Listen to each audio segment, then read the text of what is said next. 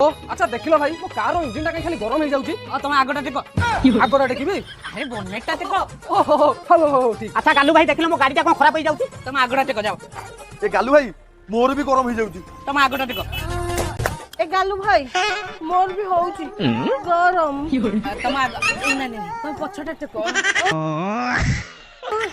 पछोडा और रात्रि आसीबी bye bye আচ্ছা গল্লি মিস্ত্রি